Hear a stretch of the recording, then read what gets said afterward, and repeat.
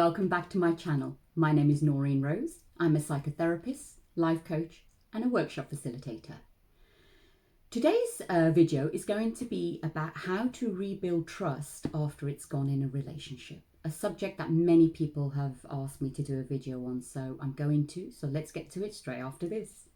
Okay, so how do we build trust after it's been broken? Now, I have a lot of couples that come to me where there might be some kind of infidelity or, there might be some sort of betrayal or trust broken within the relationship, and they do various things to kind of rebuild that. So I got the idea from there and thought I would talk about the 5 ways that you can rebuild trust in your relationship. They're a starting point, and I've got a bonus one at the end, so watch till the end, please. So step 1, being honest and transparent. Now, I can't emphasize how important this is after the trust is gone. And you'd think it's kind of straightforward, it's basic, it's what someone would do, but you'd be surprised how even after the one party has caused the betrayal or has broken the trust, they forget to be honest about everything and transparent, and for various reasons. And often it's a fear that when they tell them the truth, it's not going to be handled very well, or how the other person is going to react. So there's that fear inside the person who's cheated or betrayed to be honest and transparent. But it is 100% necessary if you are going forward and you want to make this relationship work.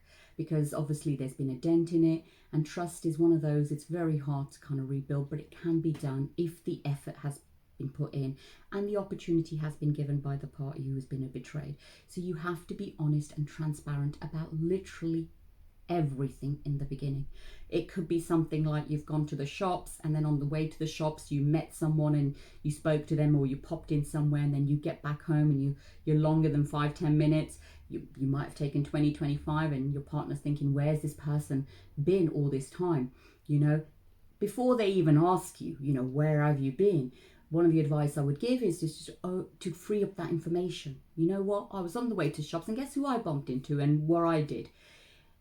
This starts building the trust within the other person, because believe me, when you are late, when you don't put that phone out, when you don't call when you said you were going to call, you miss appointments, or you don't keep your obligations, that other person who's been betrayed is going to feel it, man or woman. So we need to reassure. So by being honest and transparent, that will kind of start building it up. The second thing is communication. You have to communicate with one another after this incident's happened. And what I tend to find is, yes, there's communication, but it's almost like an attack, which totally understand. Once you've been betrayed or your trust has been broken, you're very, very angry, resentful, upset, hurt. So those feelings need to come out. And yes, as the partner who's done this, will have some responsibility to sit down and give the other person the opportunity to say what they need to. But for a healthy relationship, this can't be the way forever. So it does need, sometimes you may need to get the help of a professional just to be there as a third person, so that feelings on both sides can be elaborated on and be spoken about. But what also is important when I talk about communication is, once the initial stage of the hurt has been expressed, is for the other partner to understand. They will feel guilty, maybe shame, but it's really stepping into the other person's shoes and understanding what they felt. And a lot of people do feel a lot of remorse. But it's also, you want to kind of reassure them, but also let them feel like they've been heard and there's going to be change, and whatever promises need to be made. But after that stage, what's really important is the person who's been hurt really talks about what it is they need to feel now to feel safe, to feel like they could trust them again, what they need to see, because this version will differ for people across the generations and cultures and all sorts. So it's a really important conversation. What I need to feel safe in this relationship going forward is, and for this partner to actually say, for the partner who's done the betrayal, is to hear this and offer what they can. Don't make promises that you cannot keep, because you are then just entering another cycle.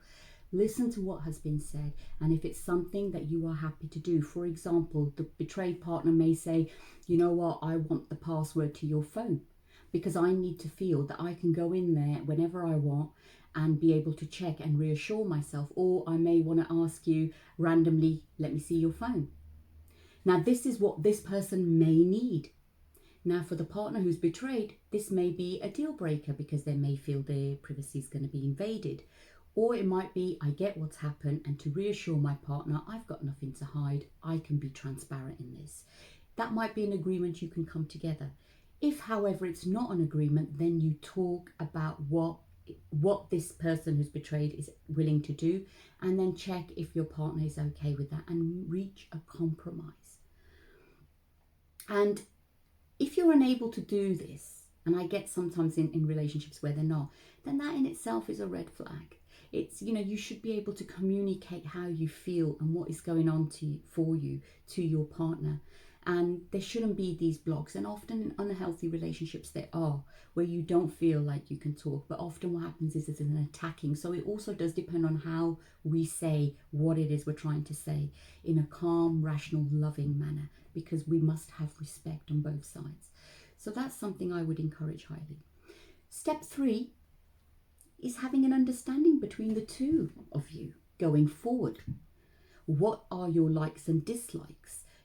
What is appropriate versus inappropriate going forward? Because it could be, if it's not an infidelity, it could be a betrayal. A betrayal of, I don't know, you've got a couple and I'm not going to pick on the man, I'm going to go for the woman. Let's say the woman is talking to multiple men, is sending them text messages or pictures of herself, and the partner finds this totally unacceptable.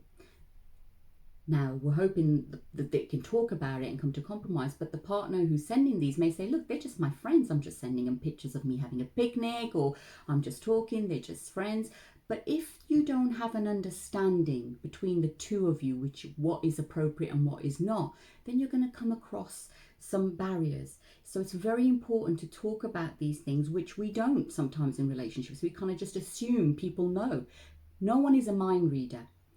Men are not mind readers, women, and women, no, I think I've already said that. Men are not mind readers and women are not mind readers either. We need to be told and communicate. It is true, women are, able to pick up cues better because it's just what we've done from growing up. And I say we because I am female, but it's something we've had to do. Whereas men don't pick up the signals like we do, which is why we may miss subtle cues that a woman might be giving, where she's flirting or trying to tell you she likes you without saying it, and he has no idea. Anyway, that's another video. But it's really important to talk about what you want and don't want in a relationship, what your likes and dislikes, and you're getting an agreement. It's okay for you to talk to men. It's okay for me to talk to women. It's the same, and we're okay with that. Or it's not okay for you to talk to men, it's not okay for me. Then you have an agreement. So there's going to be less confusion in your relationship. And like I said, every relationship is different. So it's what works for you two. So these are important conversations to have in any relationship, especially if the trust has been broken. So you understand going forward what is expected of the party who's cheated and what is acceptable behaviour. Step 4 is an interesting one that I hear, where people say, yeah, in time we'll heal. In time, we just give it time, and, time's a great healer. And this floats around a lot. And yes, time gives you time to soften.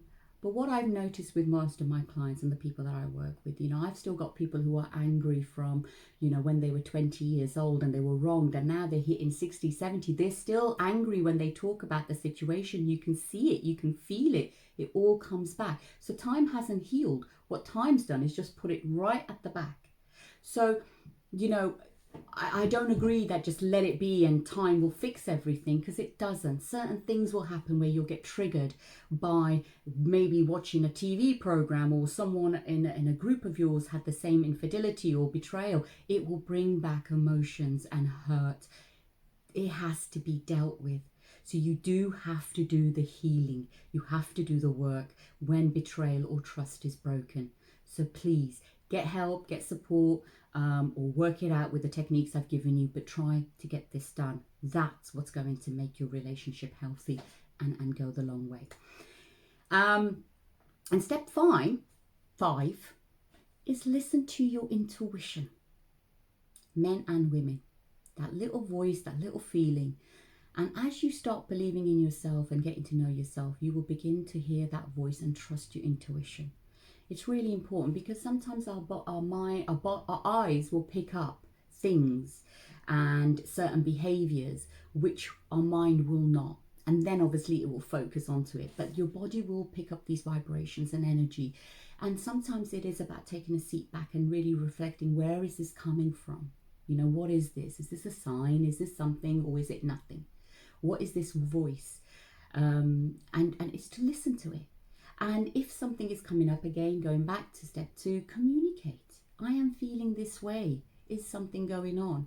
Or something doesn't seem right, you know? So really start listening to your intuition, you know, as much as you can. The more trust and faith you have in yourself as a person, and you've done the work on yourself, the more that voice will be strong for you.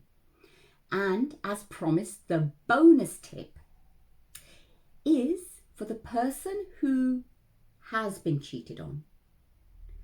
Give the opportunity to the person who's betrayed you to show you that things are different.